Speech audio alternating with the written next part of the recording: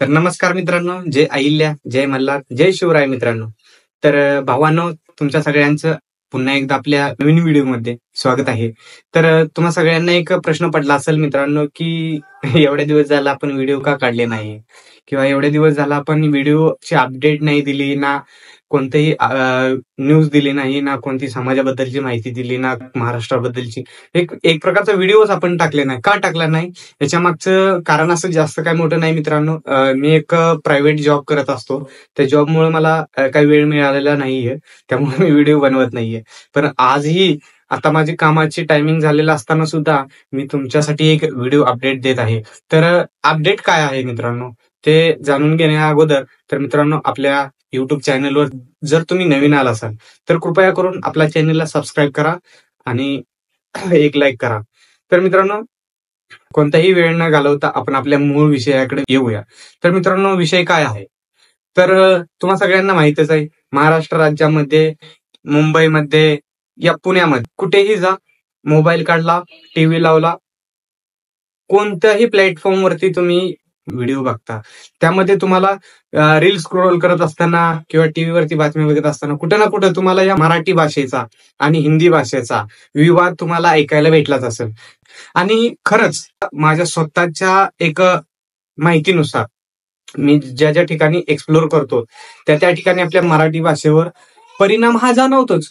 रियालिटीमध्ये सांगतो मित्रांनो, परिणाम खूप झालेला आहे. तुम्ही कुठेही बघा, रेल्वे स्टेशनवर जा, तुम्हाला हिंदीमध्ये तुम्हाला संभाषण करताना लोक भेटतील. विमानतळावरती जावा, तुम्हाला इंग्लिश बोलताना भेटतील आपलीच लोक. का? तर हा एक त्या माणसांना आपल्या शिक्षणाचा चढलेला माज असतो. रियालिटी सांगतो मित्रांनो, राग येईल 2 मिनिटं, पण 2 मिनिटात तुम्हाला एक रियालिटी कळून जाईल तुम्हाला माझ्या व्हिडिओच्या माध्यमातून.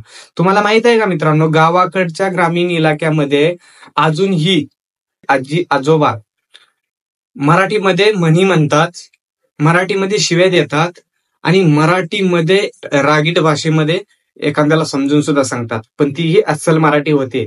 आणि जी आपल्याकडं मुंबईला, पुण्याला किंवा नागपूरला, मोठमोठ्या सिटीमध्ये आपल्या महाराष्ट्रामध्ये बऱ्याच ठिकाणी काय होतं, की बाहेरचा व्यक्ती युपीचा असू द्या किंवा बिहारचा असू द्या किंवा पंजाबी असू द्या, गुजरात असू द्या, मारवाडी असू द्या, हे काय करतात, एक धंदा करण्यासाठी आपल्या महाराष्ट्रामध्ये सेटल झालेले असतात.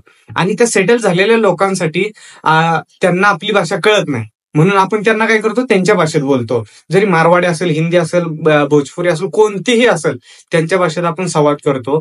तुम्ही ही मराठी भाषा कुठं संपवताय माहित आहे का तुम्हाला? तुमच्या घरात मराठी भाषा संपवताय. आजकाल थोडं पैसे आलं का तुमच्या मुलाला इंग्लिश मीडियम मध्ये शाळेला घालतात. आपल्या मराठी भाषेला तुम्ही मोडून तोडून टाकत आहे तुमच्या घरातच. आणि तुम्ही सोशल मीडियावरती, टीव्हीवरती गोष्ट करता, रील टाकता. मराठी भाषेचं प्रेम कुठं? सोशल मीडियावरती जागा होतं तुमचं, आणि तुमच्या घरातच ते पेटून पडतं. तुम्हाला खरंच मराठी भाषा टिकवून ठेवायची असेल तर आधी आपल्या स्वतःच्या घरात मराठी बोलायला शिका. तुम्ही आपल्या मुलाबाळांना मराठी शिकवायला शिका. कारण मराठीत अजून सुद्धा तुम्हाला सांगतो, बऱ्याच ठिकाणी तुम्ही पाहिलं असेल की तुम्ही तुमच्या स्वतःच्या मुलाला पहिली वेलांटी, दुसरी वेलांटी यामधला फरक सुद्धा नाही माहित आजपर्यंत. आमच्या महाराष्ट्राकडल्या खेडेगावात अजूनही तुम्ही या, अजून सुद्धा आमचे आजी आजोबा जे मराठीमध्ये एक शिव्या देतात ना, ते ऐका. त्या शिवीमध्ये सुद्धा एक संदेश असतो. मराठी भाषेचा विवाद हा राजनीतीसाठी असू द्या, कशासाठी असू द्या, आपल्याला त्याच्याशी काही घेणं देणं नाही. पण रियालिटी बघता आपल्या महाराष्ट्रामध्ये मराठीची जी आज डगमगती अवस्था जी बघताय, ती फक्त तुम्ही स्वतः आहे. आणि हा मराठी माणूस स्वतः आहे. तुम्ही कशाला लोकांना दुसऱ्या भाषेमध्ये प्रतिसाद देता? आपल्या राज्यात येऊन आपण आपल्याच भाषेत प्रतिसाद द्यायचा ठेवून तुम्ही त्यांच्या भाषेत त्यांना प्रतिसाद देता. यामुळे तुम्ही मराठी भाषेला अपमानित करता. आणि काय, माझी मराठी, मी महाराष्ट्राचा, चाललंय काय भावानो? आत्ताची परिस्थिती तुम्ही बघा. अजून सुद्धा पुढे गेल्यानंतर याच गोष्टीचा परिणाम दिसेल.